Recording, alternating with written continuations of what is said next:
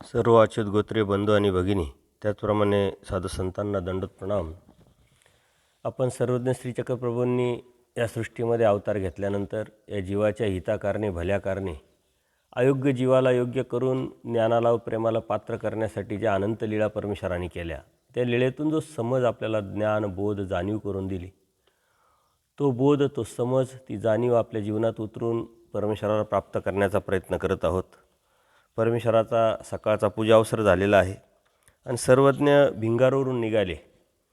अर्थात आत्तापर्यंत परमेश्वर भिंगारला होते. वाटेत शेंडी नावाच्या गावाबाहेर वाट फाकली होती. अर्थात 2 वाटा झाल्या होत्या आणि त्यातली एक वाट पापशिवनीला जात होती, दुसरी वाट जेऊरला जात होती. आता सर्वज्ञ म्हणाले या वाटेनं जावं त्यापेक्षा या वाटेनं का जाऊ नये. त्यांच्या मनात येतं की ह्या वाटेने जाण्यापेक्षा ह्या वाट्याने जावं. आणि तिथंच बाईसांनीसुद्धा विचारलं की बाबा ह्या वाटा कुठं जातात, कोणत्या गावाला जातात. आणि देवाने सांगितलं की बाई ही वाट एक जेऊरला जाते, एक पापशिवनीला जाते. आता जेऊरला बाईसांचे नातेवाईक राहायचे. बघा, परमेश्वराच्या सन्निधानात आणि देवाचं प्रेम असतानासुद्धा नातेवाईक आहे म्हणून त्या गावाला घेऊन जाण्याची प्रवृत्ती बाईसांची होती. आणि अशी एक लीळा अगोदरही झालेली होती. त्यावेळेसही बाईसांनी हीच चुकी केली होती, हट्ट धरला होता आणि आत्ताही हीच चुकी करताय. म्हणजे प्रेम होऊनही ती जी भावना आहे ती काही मरत नाही. म्हणून परमेश्वराने सांगितले संबंधियांचा त्याग तो विशेष त्याग. परंतु पाठीमागचे संस्कार असतात, जोड असते आणि त्या अनुषंगाने एक नैसर्गिक ती ओढ असते. ती ओढ आपल्या डोक्यातून अंतःकरणातून काढून टाकणं हीच एक साधना आहे. एक कर्तव्याच्या भावनेतून संबंध ठेवणं ती गोष्ट वेगळी, धर्माच्या अनुषंगाने संबंध ठेवणं ती गोष्ट वेगळी. परंतु लागलेपणाने, आपलेपणाने आणि एक प्रीतीच्या अनुषंगाने अंतःकरणात चिंतन करणं ते मात्र धर्माला घातक. आणि बाईसांनी एक सहज मनात आलं, कारण त्यांचे नातेवाईक जेऊरला असायचे आणि म्हणून बाई सांगते बाबा जेऊरला जाऊ, आपण ह्या रस्त्याने जाऊ. सर्वजण बाई येत प्रवृत्ती नाही, त्या रस्त्याने जाण्याची प्रवृत्ती नाही म्हटले. परंतु तरी बाईसा हट्ट धरते. पुन्हा बाईसा म्हणाले बाबा या गावाला जावं, त्याऐवजी ह्याच गावाला जाऊ, जेऊरलाच जाऊ, जेऊरच्या मार्गेच जाऊ. सर्वजण बाई आग्रह करू नका, आमची प्रवृत्ती नाही आहे. आणि अति आग्रह करू नये म्हणले, कधी आग्रह परिग्रह न व्हावा असं परमेश्वर स्पष्ट सांगतात. आणि ह्या आग्रहास्तवच आपल्याकडून अनेक विधी करता करता अविधीसुद्धा घडत असतो. म्हणून आपणही कधी कोणालाही धर्माच्या अनुषंगाने कोणत्या प्रकारचा आग्रह केला नाही पाहिजे. नामधारक वासनिक साधुसंतांना खूप आग्रह करतात किंवा साधुसंतसुद्धा साधुसंतांना खूप आग्रह करतात किंवा साधुसंत वासनिकांनासुद्धा आग्रह करतात. आणि यातून बऱ्याच ठिकाणी मला वेगवेगळे अनुभव आलेले. एकदा आम्ही असंच काही वासनिक वर्ग माझ्याबरोबर असताना जात होतो आणि त्याच रस्त्यावरती एक मार्ग होता. मी सर्वांना म्हटलं या मार्गात आपण जाऊ, 2 मिनटं दर्शन घेऊ आणि जाऊ. परंतु घाई असल्यामुळे 2-3 जणांनी सांगितलं का तिथं गेल्यानंतर 2 मिनटात होणार नाही, कारण ते खूप जबरदस्ती करतील, हेच घ्या तेच घ्या ना, आपला आता चहा झाला आहे, नाश्ता झाला आहे, सर्व झालं आहे, आपल्याला वेळ पण नाही आणि ते काही ऐकणारे नाही. म्हटलं तसं काही नाही, आपण गेल्यानंतर मी सांगतो त्यांना आणि आपण विनंती करू की आम्हाला काही नको, फक्त आता रस्त्यावरून चाललो आहे, मार्ग डावलून जाता येत नाही, म्हणून देवाला डोकं टेकवण्यासाठी आणि तुमचं दर्शन घेण्यासाठी आलेलो आहे, आम्हाला काही नको असं मी सांगतो. त्यामुळं काही अडचण नाही आहे. परंतु तरी काही ऐके ना. परंतु मग ऐकलं, गेलो आम्ही, देवाला डोकं टेकवलं, त्या तपस्विनी त्या त्यांना दर्शन घेतलं, बाबांना दर्शन घेतलं आणि सांगितलं की आम्ही असं असं चाललो आहे, घाई आहे आणि आमचं सर्व झालेलं आहे, त्याच्यामुळं आम्हाला काही नको आहे, फक्त एक डावलू नये आणि तुमचं दर्शन घेऊन जावं, एक भेट घेऊन जावी या उद्देशाने आम्ही आलो. आता एवढं स्पष्ट सांगूनसुद्धा इतके जबरदस्ती करायला लागले, नाही नाही असं कुठं होतं आहे का, आणि 2 मिनटात लगेच नाश्ता तयारच आहे, हे घ्या ते घ्या.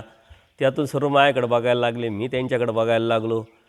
तपस्विनी ऐकेना, बाबा ऐकेना, हाताला धरून जबरदस्ती बसू राहिले. तर ह्या ज्या गोष्टी आहे त्यातून नंतरच्या काळामध्ये असा जेव्हा प्रसंग येतो तेव्हा त्या मार्गात जाणंच लोक टाळतात. तर मग कधी साधुसंतांनीसुद्धा आग्रह करू नये, बाबा चहा घेणार का, नाश्ता घेणार का, तयार आहे. जर ते नाही म्हटले, एकदा म्हणावं दोनदा म्हणावं, तरी नाही म्हटले तर जबरदस्ती करू नये. किंवा साधुसंतांनासुद्धा वासनिक लोकही खूप जबरदस्ती करतात, नाही नाही बाबा घ्यायलाच लागल, आम्हाला कसं गोमटं मिळेल, म्हणजे तो एक व्यवहार एक स्वार्थाच्या अनुषंगाने आपण करत राहतो. प्रीतीनं आपण जसं त्यांची मानसिकता आहे, त्यांची प्रवृत्ती आहे तसं आपण करावं. परंतु आपण ऐकत नाही ना, आपल्याला असं वाटतं का असं केल्यानेच आपल्याला गोमटं होणार आहे, तर ते चुकीचं आहे. एखाद्या साधुसंत असतात, निग्रह केलेले असतात, संकल्प सोडलेला असतो, हे करायचं नाही ठरवलेलं असतं आणि आपण त्यांना जबरदस्ती ते करायला लावलं तर अप्रत्यक्षरित्या त्यांच्या त्या निग्रहाला, त्यांच्या त्या नियमाला आपण मोडता घालतो आहे. अर्थात त्यांना विधीवरून ढकलतो आहे किंवा आचारावरून काढतो आहे.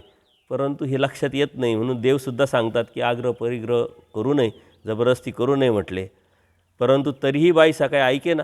बाई असं का करत आहात म्हणले, आग्रह करू नका, आम्हाला ती प्रवृत्ती नाही आहे, तुम्हाला आम्ही सांगतो आहे. तरी बाई सांगल्या नाही नाही, बाबांना विनंती केली तरी बाबांनी विनवलेलं कधी ऐकलं असं आमचं कधी झालंच नाही. तर बायांचा एक स्वभाव असतो, त्यांना किती समजून सांगितलं तरी ती एक प्रवृत्ती असते. ती जो कर्म भेटलेला आहे त्या देह कर्म लिंग देहाच्या अनुषंगाने त्यांची ती एक प्रवृत्ती निर्माण झालेली असते आणि जे बी त्यांनी ते स्वभावात असून बाई देवानी सांगूनसुद्धा बाई सकाळी ऐकेना आणि बाईसा उलट उत्तर देतात की आम्ही देवाला कधी विनवलं आहे आणि देवानी कधी ऐकलं आहे असं कधी झालंच नाही म्हटले. आणि मग सर्वज्ञांच्या शब्दाला तो विरोध केल्यामुळं बाईसांनी असं बोलल्याबरोबर देव लगेच दिसेनाशी होतात, अदृश्य होतात आणि मग त्यावेळेस त्यांची टूप पेटते आणि ते बाबा म्हणून ओरडून बेशुद्ध पडतात.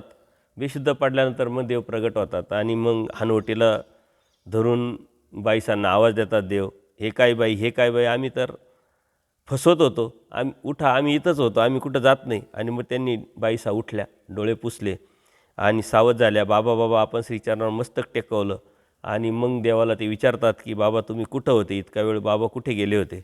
तर देव म्हणतात इथंच होतो आम्ही रिंगणीच्या वनस्पती खाली. आता ते रिंगणीचं झाड अत्यंत छोटं असतं आणि तिथं देव कसे बसणार. त्यांना विशेष वाटलं, आश्चर्य वाटलं. तर बाई आम्ही इथंच रिंगणीच्या झाडाखाली होतो. बाई सांगली हे कसं काय बाबा, रिंगणीचं झाड कसं, तुम्ही कसे. सर्वजण त्यावेळेस आम्ही एवढं झालो होतो, आम्ही छोटं झालो होतो, त्यामुळे आम्ही तिथंच होतो. आणि मग बाईसांना लक्षात येतं की खूप मोठा अनर्थ आपल्या हट्टापायी, आपल्या आग्रहापायी झाला होता. बाबांनी गमन केलं असतं तर आम्ही काय केलं असतं. अशा पद्धतीनं त्या खूप दुःख करायला लागल्या.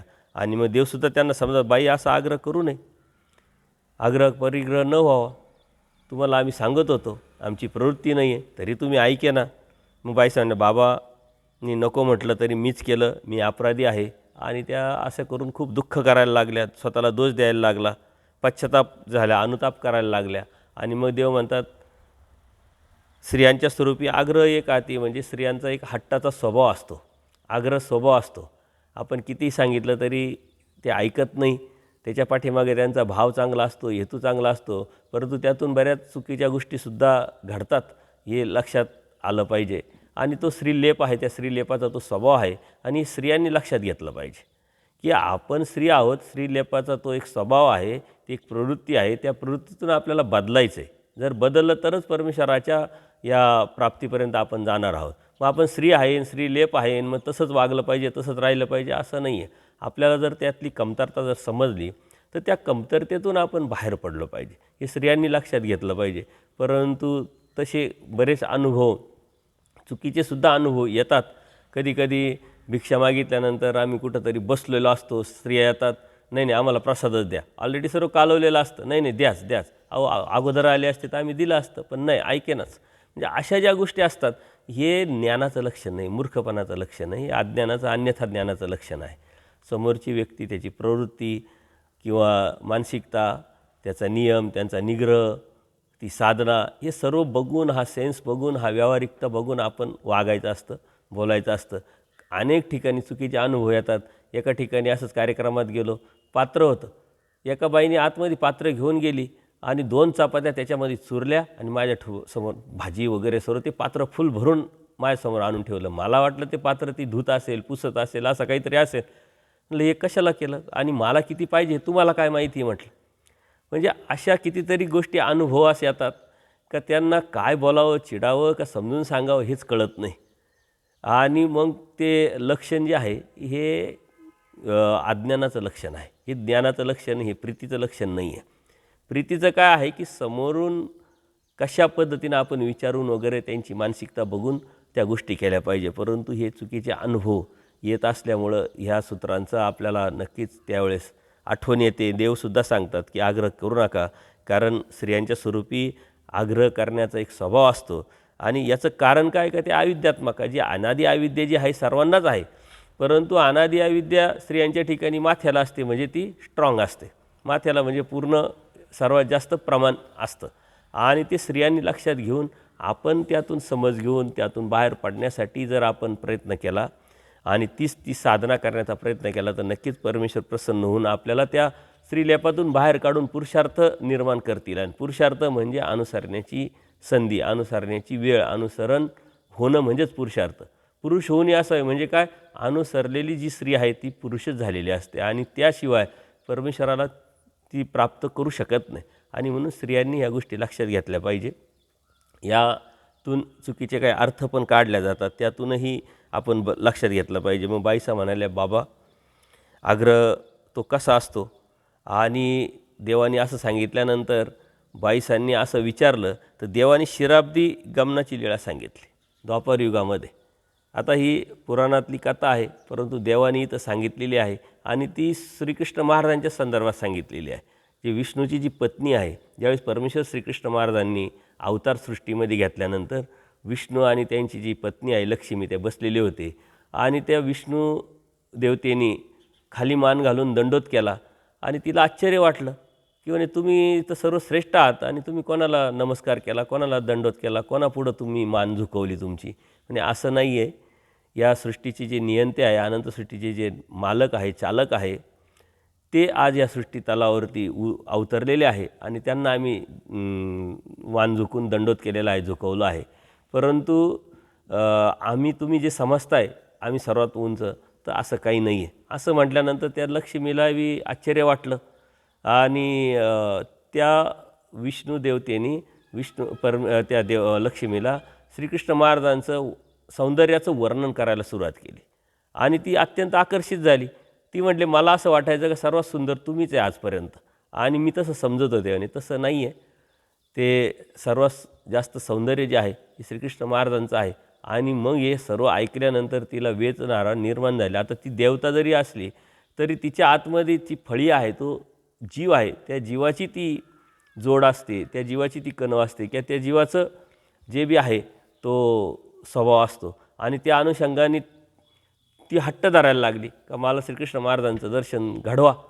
आता श्रीहट्टापुढं विष्णुदेवतेचं बी चालेना. आणि जसं श्रीहट्ट आहे, बालहट्ट आहे, अशा ज्या हट्टाचे प्रकार आहेत त्यात सर्वात श्रीहट्ट स्ट्रॉंग असतं. ती काय ऐके ना. आणि मग आता विष्णू तर परमेश्वराला श्रीकृष्ण महाराजांना आदेश देऊ शकत नाही की या आमच्या ठिकाणी आणि यांना दर्शन द्या. मग काय करावं, त्या श्रीहट्टाला वश होऊन त्यांनी काय केलं की सांदीपनी ऋषीच्या ठिकाणी जे श्रीकृष्ण महाराज होते गुरु म्हणून, ते गुरुकुलामध्ये अभ्यासाला, तर त्या सांदीपनी ऋषीच्या ब्राह्मणीला जे मुलं व्हायचे ती मुलं तो पळवाय विष्णू आपल्या निजधामाला घेऊन यायचा, जन्मताच घेऊन यायचं. दोनदा झालं, तीनदा झालं आणि मग ती ब्राह्मणी दुःख करायची. आणि एकदा तिनं अर्जुनाला सांगितलं की तुझ्याकडं जो गांडीव धनुष्य आहे ते काही उपयोगाचं नाही, तुझ्या राज्यामध्ये माझी मुलं जगत नाही, माझे मुलं कोणीतरी घेऊन जातं आहे आणि तुमचं काय उपयोगाचं. त्याला आव्हान केल्यानंतर अर्जुन देवाचं अज्ञान, अर्जुन देव म्हणे, कारण सगळे सामुग्रीवंत अर्जुन, त्याला एक अहंकार, कमी कुठं असून कुठं असणार आहे, स्वर्गात असतील, नरकात असतील, पाताळात असतील, मी घेऊन येतो, कोणीतरी नेलेले असतील. आणि म्हणे रात्रीतून मी घेऊन येतो, जर नाही घेतलं तर मी अग्निकाष्ठ घेईल. हा सारा जो लीळा आहे, ही लीळा आपण कधीतरी ऐकलेली असते, परंतु परमेश्वराने श्रीहट्ट कसा असतो आणि या श्रीहट्टापायी काय काय होतं हे सारा वृत्तांत सांगितलेला आहे. आणि मग तो पाताळात जातो, स्वर्गात जातो, नरकात जातो, कुठेही ते बालकं सापडत नाही, वेळ निघून जाते आणि मग ते अग्निकाष्ठ घ्यायला सर्व सरण वगैरे सर्व रचतात. आणि मग त्याच वेळेस श्रीकृष्ण महाराजांना तर सर्व माहीतच आहे, सर्वज्ञ आहे, ते येतात, तेव्हा ते काय करू राहिलं, सर्व वृत्तांत त्यांनी सांगितल्यानंतर ते म्हणे चल माझ्याबरोबर. आणि मग श्रीकृष्ण महाराज अर्जुन देवाला घेऊन ह्या विष्णूच्या धामाला जातात. विष्णूच्या धामाला जात असताना एका पायरीवरती ते म्हणतात, ह्या पायरीवरती पाय देऊ नको, तिथं तुझे जे वडील होते पंडूराजा ते या नरकात गेलेले आहे, ह्या जडत्वाच्या नरकात आहे म्हटले. आणि त्यांनी 100 यज्ञ करायच्या ऐवजी 99 यज्ञ झाले, एक यज्ञ चुकला तरी देवतेने त्यांना जडत्वाच्या नरकात घातलं. म्हणजे देवता भक्ती, परमेश्वर भक्ती या लीळेतून सुद्धा आपल्याला किती वेगळी आहे, कशा पद्धतीची आहे हे आपल्याला लक्षात येतं आणि परमेश्वराची किंमत जाणीव आपल्याला कळते. परमेश्वर दयाळू माळू कृपाळू आहे. थोडंफार जरी विधी आपल्याकडून कमी जास्त झाला तरी त्यांनी काही फरक पडत नाही. परंतु देवतेचं थोडं जरी विधी चुकला तर ती देवता कोपते आणि त्याला नरकात पाठवते आणि अशा पद्धतीने ते तिथं घेऊन जातात. मग विष्णू देवता श्रीकृष्ण महाराजांना दर्शन घेतात, सर्व वृत्तांत सांगतात की अशी अशी अडचण आल्यामुळं अशा अशा हिच्या स्त्री हट्टाच्यामुळं मला हे सर्व करावं लागलं. आणि मग ते सर्व बालकं घेऊन अर्जुन देव तर त्याच वेळेस ती लक्ष्मी देवता देवाकडे वेधल्या गेली आणि ती श्रीकृष्ण महाराजांबरोबर निघाली. श्रीकृष्ण महाराज म्हणतात तुम्ही राहा इथंच. आणि मग त्यावेळेस निघाले. अर्जुन देव म्हणतात ती येत होती तर का घेतलं नाही. म्हणे आपण जिथं जावं तिथं त्यांची स्त्री घेऊन यावी का म्हटले. तर हे चुकीचं आहे. नैतिकतेच्या गोष्टी देवाने त्यांना थोड्याशा निरूपण केल्या. अशा पद्धतीनं एवढं मोठा हा सारा जो प्रकार जो घडला हा फक्त आणि फक्त स्त्रीहट्टामुळं. म्हणून स्त्रीहट्ट असा असतो का तो परमेश्वराच्या प्राप्तीला अनेक अडथळे निर्माण करू शकतो, स्वतःसाठीही आणि दुसऱ्यांसाठीही आहे. अनेकांचे अनुसरण जे राहिलेले आहे, चुकलेले आहे किंवा अडचणीत आलेले आहे हे फक्त स्त्रियांमुळं. आणि स्त्रियांच्या हे लक्षात येत नाही की याच्या व्यतिरिक्त आपलंही भलं नाही, यांचंही भलं नाही. आपण यांना अडथळे आणतो याचा अर्थ आपल्यालाही भविष्यात आपण अडथळे निर्माण करतो आहे. म्हणून जी स्त्री धर्माच्या अनुषंगाने पक्की वैचारिक आचाराने त्यागाने किंवा परमेश्वराच्या धर्माच्या अनुषंगाने स्वतःचं हित ज्या स्त्रीला कळतं ती मात्र स्वतःचं हित करू शकते आणि अनेकांचं हित करू शकते. म्हणून या ज्या गोष्टी आहे स्त्रीलेपाच्या अनुषंगाने परमेश्वराने जे सांगितलेलं आहे ते स्त्रियांनी जर समजून घेतलं आणि त्यातून बाहेर पडणं हीच त्यांच्यासाठी धार्मिकता आणि हीच त्यांच्यासाठी साधना आहे आणि तीच परमेश्वराची प्राप्तीसुद्धा त्यांच्यासाठी आहे. म्हणून आपण आपल्यातली जी कमतरता आहे त्या कमतरतेतून बाहेर पडणं म्हणजे साधना. देवाने सर्व वृत्तांत सांगितला. तोपर्यंत पाठीमागून उपाध्ये पण आले आणि मग तेव्हा बाईसा कोमजलेल्या अवस्थेत त्यांना दिसल्या, त्या चालत होत्या. देव पुढं निघून गेले, बाईसा पाठीमागं त्या उदास झालेल्या आहे, त्यांची चुकी त्यांना कळालेली आहे. आणि उपाध्यांनी ते पाहिल्यानंतर बाई आज तुम्ही अत्यंत मलिन निस्तेज उदास दिसतात म्हटले. काय झालं म्हटले, का बरं नाराज आहे असं विचारल्यानंतर बाईसा म्हणतात काय सांगू बटिका. आणि उपाध्यांनी विचारलं काय बाई काय झालं म्हटले हे तरी सांगा. आणि मग बाईसानी तो सर्व वृत्तांत सांगितला.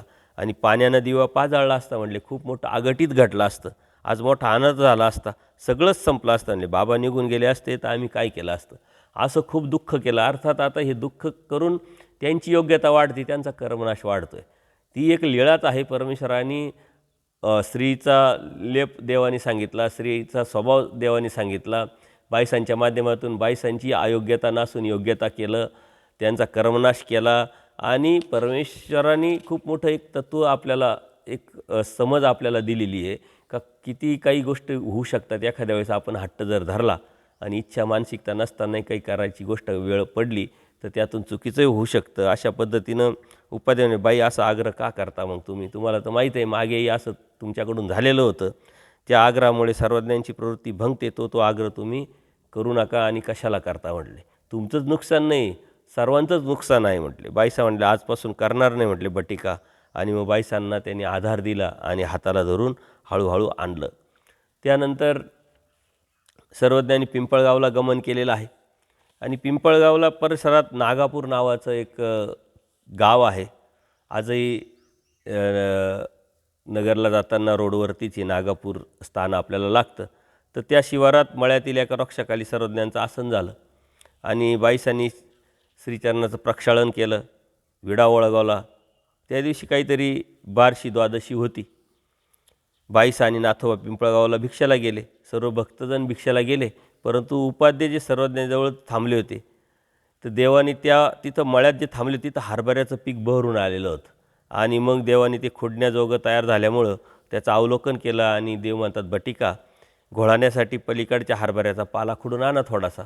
आता बघा त्या ज्या शेतकरी आहे त्या शेतकऱ्याला माहीत नाही आहे का त्यांच्या हरभऱ्यातलं त्यांच्या शेतातलं देवानी जो अनंत ब्रह्मांडाचा नायक जो परब्रह्म परमेश्वर आहे स्वतःहून ती क्रिया स्वीकारलेली आहे आणि त्याची अयोग्यता जाऊन योग्यता करून तो प्रेमाला पात्र परमेश्वराने केला. त्याची त्या जीवाची तशी कणव असेल.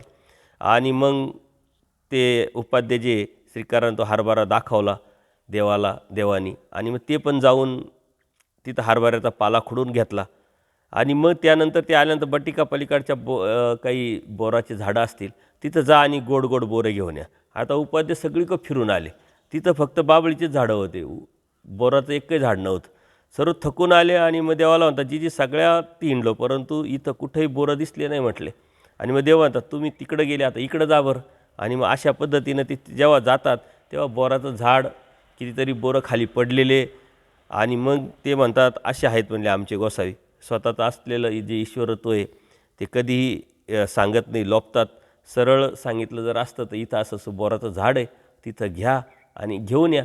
परंतु देव म्हणतात बोराचे झाडं आहे बघा आणि घेऊन या. आता ते फिरले, थकले, त्यांनी शोधलं, चिंतन केलं, त्याच्यातून त्यांचा कर्मनाश होणार आहे, त्यांची योग्यता वाढणार आहे. अप्रत्यक्षरित्या त्यांच्यासाठी ते फायद्याचं आहे. परंतु जीवाला आपल्याला माहीत नसतं, नॉलेज नसतं, ज्ञान नसतं, समज नसते, म्हणून काही कळत न कळत आपल्याला जर काही अडचणी संकट येतात तर आपण म्हणतो अरे मी एवढी धार्मिकता करतो, एवढे देवदेव करतो, असं का व्हावं. परंतु त्यातून आपल्याचा कर्मनाश होणार आहे, आपली योग्यता वाढणार आहे. किंवा कोणाकडून तरी जरी आपल्याला काही अपमानास्पद काही गोष्टी घडल्या, आपल्याला मानसिक त्रास होतो, कधीकधी शारीरिक कष्ट होतात, त्रास होतो, तर यातून आपलाच फायदा असतो आणि आपण ते जोडलेलं असतं. त्याच्यामुळे ते सहन केलं पाहिजे आणि पॉझिटिव्ह विचार करून परमेश्वराच्या समर्थवादावरची निष्ठा कुठेही थोडीही कमी आपली झाली नाही पाहिजे किंवा होऊ दिली नाही पाहिजे. त्या पद्धतीनं हे माझंच आहे आणि मला भेटलं आहे, ही देवाची कृपा आहे, माझीच योग्यता वाढणार आहे, माझाच कर्मनाश जाणार आहे, हे माझ्या फायद्याचंच आहे असं म्हणून ते आपण सहन करावं. आणि मग देवाने ते सांगितल्यानंतर त्यांनी तिथं जाऊन बरेचसे बोरं घेऊन आले. आणि मग बाईसा तोपर्यंत बाईसांना त्या पण भक्तजन भिक्षे करून आल्या. मग बाईसांना देवाने ते सर्व दिलं आणि जो हरभऱ्याचा पाला आहे, बोरं आहे. आणि बाईसांनी त्यांना सांगितलं का कोशिंबीर करा. आता आपणही आज कोशिंबीर करतो, दही काय कांदा हे ते टाकतो, तर त्यावेळची ती कोशिंबीर होती का त्याच्यात मग कच्ची भाजी, हिंग, मिरे, मीठ, लिंबू असं काहीतरी करून एकत्र कोरडी भाजी करायची. देवाने त्यांना सांगितलं आणि ते केल्यानंतर मग भिक्षांनाचं ताट बाईसांनी देवाला केलं, त्याच्यात घोळाना वगैरे सर्व टाकला, भिक्षांना सर्वांना वाढलं, सर्वांना मुख्य ते सर्व देवाचा उपार झाला, आरोग्यानं झाली, वेळा झाला. आणि मग थोडा वेळ तिथं परमेश्वराने आराम केलेला आहे, पोट घेतला आणि उपोट झाला. अशा पद्धतीनं परमेश्वराने बाईसांचा कर्मनाश केला, त्या जीवा त्या शेतकऱ्याचं जोडलं ना. आपण आपली आर्तता केली पाहिजे. आर्तता प्रार्थना जर केली, तळमळ जर केली, त्यातून दुःख जर केलं तर कधी केव्हा कुठं परमेश्वर येऊन आपलं काय स्वीकारतील आपल्याला माहीत नाही. आणि ज्याचं स्वीकारतील त्याच्यामध्ये बदल घडत असतो, त्याची प्रतिकारांता वाढत असते आणि तो अनुसरणापर्यंत जातात. तो अनुसरणाच्या नंतर तोच परत चर्येवर जातो आणि परमेश्वराला प्राप्त करू शकतो. तर परमेश्वराने स्वीकारावं यासाठी आपली तळमळ प्रार्थना जर असली तर परमेश्वर ते स्वीकारतात. आणि स्वीकारावी ही इच्छा आपण सतत वासना आपण जर ठेवली तर नक्कीच परमेश्वर ती वासना पण आपली पूर्ण करतात. सर्वज्ञांनी तिथून मग पापशिवनीला गमन केलं. एकच दिवस तिथं वस्ती झाली त्या नागापूरला. आणि थोडा वेळ चौकात आसन झालं, श्रीचरणाचं प्रक्षापन केलं त्या पापशिवनीला, टिळा लावला, विडा ओळगावला. श्रीचरण कृपादृष्टीने त्यांचं तिथं कुंड होतं, त्याचं अवलोकन केलं. आणि तिथंही फक्त दुपारचा आराम झाला, वस्ती झाली नाही. आणि पुढं देव तसेच पुढं निघाले. आता वांबुरीला जाताना वांबुरीच्या वाटेने देव गमन करत होतं. तिथली एक कपार होती, आजही ते स्थान आहे, डोंगराच्या खाली असं जावं लागतं. कपारीमध्ये गमन केलं, तिथे क्षणभर आसन झालं. तिथे एक अन्य महात्मे होते, ते ध्यानस्थ बसलेले होते आणि शरीरावर बऱ्यापैकी उदासीनता दिसत होती. कोण येतं आहे, कोण जातं आहे, कोणाकडे लक्ष नाही आहे, आपलं आपलं स्मरण स्थान धरण करत होते. आणि देव तिथं गेल्यानंतर प्रवेशद्वाराच्या ठिकाणी जाऊन देव त्यांना विचारत, महात्मे हो, तुम्ही इथे असता का, या नगरात भिक्षा करता का, इथेच जेवण करता का, असं देवाने त्यांना बोलतं केलेलं आहे. आता ज्याच्या तो कशासाठी थांबला हे त्याला माहीत नाही आहे, जाणीव नाही आहे. आणि अनंत ब्रह्मांडाचा नायक ज्याच्यासाठी ते सारे जग साधना करायला सुरुवात केली, परंतु ते कोणालाही भेटत नाही.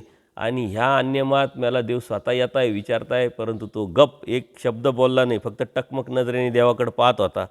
तो काहीच बोलेनात, उदास. क्षणभर त्याच्याकडे सर्वांनी उकड आसन घातलं, त्याच्या हनवटीला धरून सर्व म्हणले, देखील का के रिगोनी टाकला असे म्हणले, तू कोणासाठी असं शांत बसलेला आहे म्हटले, कोणासाठी ध्यानधारणा, कोणासाठी उदासीनता, कोणासाठी दुःख आहे म्हटले. जर येथीचं होय तर म्हणजे अपुरं तुला देईल, मी प्रेम देईल, तू जर माझा झाला तर मी तुला प्रेम देईल, असं परमेश्वर सांगतात. परंतु त्याच्यावरती काही परिणाम होत नाही. आणि मग देव सांगतात, दात असते ते चणे नाही, चणे असते ते दात नाही. जिथं ज्ञान आहे, भक्ती आहे, जाणीव आहे, बोध आहे, तर ते आचार करण्याची, ध्यानधारणा करायची, तोची व्हावा तोची भेटावा ही वासना नाही. आणि ज्यांना वासना आहे तर त्यांना बोध नाही. म्हणजे आपण हे समजून घेतलं पाहिजे की देवाने अप्रत्यक्षरित्या आपल्याला टोला हाणलेला आहे की तुम्हाला बोध आहे, तुम्हाला परमेश्वराची जाणीव आहे, परंतु तुम्हाला परमेश्वर व्हावा ही वासनाच नाही, ही अपेक्षाच नाही. त्याच्यामुळे ध्यान धारणा, जी साधना परमेश्वराने सांगितली, जी आज्ञा केलेली आचाराच्या अनुषंगाने, ती करण्याची इच्छाच नाही. मग ते बोध असण्याला उपयोग काय? तर दात आहे तर चणे नाही खायला, आणि चणे आहे तर ज्याचे दात नाही त्याला चणे असून उपयोग काय खायला? तो खाताच येणार नाही. तसं तुम्हाला बोध आहे म्हणून तुम्हाला साधना करता येईल. ज्याला बोधच नाही त्यांनी किती साधना केली तर त्या साधनेला काय अर्थ नाही. म्हणून आपण भाग्यवान आहोत की आपल्याला परमेश्वराने बोध देऊन परमेश्वराची जाणीव करून दिलेली आहे. जीव, देवता, प्रपंच आणि परमेश्वर आपल्याला कार्यकारण स्वरूप लक्षण समजून परमेश्वर ही वस्तू आपल्याला कळालेली आहे. आणि अनन्य भावे आपण परमेश्वराला शरण जाऊन एकनिष्ठ भक्तीतून त्या परमेश्वराला प्राप्त करण्यासाठी थोडीशी जरी आपण केलेली क्रिया, थोडासा जरी प्रयत्न, तो आपल्याला परमेश्वर प्राप्त करून देणार आहे. ज्याला बोध नाही त्यांनी कितीही धार्मिकता केली, आणि अन्य लोक जे आहे ते धार्मिकता इतकी करतात, त्याच्या 1% जरी आपण इकडं धार्मिकता केली तरी परमेश्वर प्राप्त होऊ शकतो. ते अमावस्या पाळतात, पौर्णिमा पाळतात, कितीतरी वास्तुशास्त्र, ज्योतिषशास्त्र, कर्मकांड, व्रत, वैकल्य, उपास, तापास, एकादशी, चतुर्थी साऱ्या गोष्टी पाळतात. कितीतरी सणवार असतात. तर त्यांच्या टक्केवारी जर आपण विचार केला तर आपण काहीच करत नाही. आणि आपण त्यांच्या व्यतिरिक्त जर 1% जर परमेश्वराच्या ठिकाणी अनन्यभावी शरण जाऊन एकनिष्ठपणे समर्थवादात निष्ठा ठेवून जर केली भक्ती, तर नक्कीच परमेश्वर आपल्याला प्राप्त होऊ शकतो. ते खूप करतात, त्याच्यापेक्षा आपण काहीच करत नाही, आणि त्यातला 1% केला तरी आपल्याला देव भेटू शकतो. देव म्हणतात तसं जिथं आहे ज्ञान तिथं वैराग्य काय उपयोगाचं नाही म्हटले, जिथं वैराग्य तिथं ज्ञान नाही म्हटले. परमेश्वर अशा पद्धतीने सांगितलं, जिथं ज्ञान आहे तिथं वैराग्य नाही, जिथं वैराग्य आहे तिथं ज्ञान नाही. अशा अर्थाने दात आहे तर चणे नाही, चणे आहे तर दात नाही असं सांगतात. तेव्हा कुणी एक भक्तजन म्हणाले, देवा वैराग्याचा मोक्ष होतो असं वेदांत शास्त्रात सांगितलेलं आहे, वैराग्याने मोक्ष होतो असं वेदामध्ये, शास्त्रात, अन्यशास्त्रात सांगितलेलं आहे. तर त्याच्यामुळं यांनी ते वैराग्य केलं आणि याला मग आता मोक्ष होईल का, असं त्यांचा उच्चारण्याचा देवाला प्रश्न करण्याचा उद्देश होता. देवाने स्पष्ट नाकारलं. देव म्हणतात, ज्ञानीविन वैराग्य ते काय करावं बाबा, याचं खूप वैराग्य आहे. उठत नाही, बसत नाही, पाहत नाही, कोण आलं आहे कोण नाही याच्याशी काही मतलब नाही. पण ज्ञानच नाही, बोधच नाही, परमेश्वर कोण आहे, काय आहे, भक्ती कशी करावी, काय करावी, तर त्याला काय अर्थ आहे? त्याच्याकडे वैराग्य आहे पण ज्ञान नाही आहे. तसं ज्ञानाशिवाय वैराग्य सुद्धा शून्य आहे म्हटले, तसं वैराग्याशिवाय ज्ञानसुद्धा शून्य आहे. वैराग्याशिवाय ज्ञान, जर ज्ञान आहे, ज्ञानाच्या गोष्टी आम्ही करायच्या, त्यागाच्या गोष्टी आम्ही करायच्या, आणि आमच्या अंतःकरणात अभिलाषा जर असेल, मग जड असेल, चेतनवाद, मानपान असेल, किंवा आणखीन काही इतर गोष्टी, परमेश्वर महादैसाला सांगतात की विषय जे आहे ते एकमुख आहे का, ते हजारोमुख आहे. देऊ आवडे, घेऊ आवडे, खाऊ आवडे, पाहू आवडे, स्तुती ऐकू आवडे, किंवा आणखीन काही उपक्रम करू आवडे, हे सारे ज्या गोष्टी आहे ह्या साऱ्या अज्ञानाचं लक्षण आहे. आणि देव म्हणतात ज्ञान आहेत, ज्ञानाच्या गोष्टी करतात, त्यागाच्या गोष्टी करतात, परंतु आतून जर तुमच्या मनामध्ये, तुमच्या अंतःकरणात त्याविषयी जे तुम्ही बोलतात, जे तुम्ही सांगतात, त्याविषयी जर तुमच्या मनामध्ये विरक्ती नसेल तर ते ज्ञानही काही कामाचं नाही. आणि म्हणून ज्ञानेविन वैराग्य काय करावे बापी, हे परमेश्वराने तर सांगितलं आहे, परंतु वैराग्यविन ज्ञानसुद्धा काही कामाचं नाही. म्हणून ज्ञान असणं म्हणजे विरक्ती असणं, ज्ञान असणं म्हणजे समज असणं, ज्ञान असणं म्हणजे परमेश्वर प्राप्तीची वासना असणं, ज्ञान असणं म्हणजे तोची व्हावं तोची भेटावं हीच अभिलाषा असणं. याच्या व्यतिरिक्त कशातही त्याला आवड नाही, कशातही रस नाही. तोची व्हावं तोची भेटावा, सकळी संपत्ती, आ संपत्ती जीवाची परमेश्वर संपत्ती, अशी प्रवृत्ती, आणि काही न आवडता फक्त आणि फक्त परमेश्वरच आवडावा किंवा आवडला पाहिजे, हे ज्ञानाचं लक्षण आहे. ज्ञानाचं लक्षण उठण्या बसण्यातून, बोलण्यातून, वागण्यातून, राहण्यातून दिसायला पाहिजे, आणि ते दिसत असतं. आणि हेच आपण समजून घेतलं पाहिजे. आपण आजकाल ज्ञान म्हणजे काय का, कोणाला कितीतरी खूप सांगता येतं, खूप काही बोलता येतं, खूप काही दाखवता येतं, म्हणजे ज्ञान. तर ज्ञान हे कृतीशी निगडीत आहे. पक्षकार काय म्हणतात, क्रिया करीतो ज्ञानी. ज्ञान आणि ज्ञानी हा आता फरक आहे. ज्ञान म्हणजे माहिती, नॉलेज, परंतु त्या नॉलेजवर जाऊन ती आपल्या जीवनात उतरून कृतीवरती जो जातो तो ज्ञानी असतो. आणि ह्या ज्ञानिया जो आहे त्या ज्ञानियाच्या अनुषंगाने जे बी परमेश्वर कार्य करतात ते नुसते माहिती ज्याच्याकडे आहे त्याच्या अनुषंगाने नाही करू शकत, त्यालाच परमेश्वर निमित्त करतात आणि तो तर प्राप्त होतोच, परंतु त्याच्या माध्यमातून अनेकांनाही परमेश्वर प्राप्तीला घेऊन जातात. तर आपण नुसतं माहिती न घेता ती माहिती आपल्या जीवनात उतरवून, ते नॉलेज आपल्या जीवनात उतरवून, ते ज्ञान आपण जीवनात उतरवून, त्या ज्ञानातला दिलेला परमेश्वरांनी जो समज आहे तो समज आपल्या जीवनात उतरून त्या कृतीवर जर आपण जायला लागलो तर थोडासा आचार्यतेचा जर थोडासा आचारसुद्धा आपल्याला परमेश्वरापर्यंत घेऊन जाऊ शकतो, एक पाऊलसुद्धा आपल्याला परमेश्वरापर्यंत घेऊन जाऊ शकतो. आणि जसं जसं ज्ञानाच्या अनुषंगाने केलेली कृती आपण करायला सुरुवात करू तसं तसं आपल्यातले ज्या दोष आहे, ज्या आपल्यातल्या कमतरता आहे त्या पण आपण पाठीमागं टाकत जाऊ. आणि असं गुणात्मक आपली प्रतिकारंता जर वाढत वाढत थेंबे थेंबे तळे साचे अशा पद्धतीनं आपण जर प्रयत्न केला, निग्रह केला, परमेश्वराने दिलेली जी समज आहे ती आपल्या जीवनात उतरवली आणि त्या उतरवण्यातून सातत्यपूर्ण ते आपण करण्याचा प्रयत्न केला तर नक्कीच परमेश्वर आपल्याला प्राप्त होईल. सर्वज्ञ श्री चक्रधर स्वामी की जय. दंडवत हो.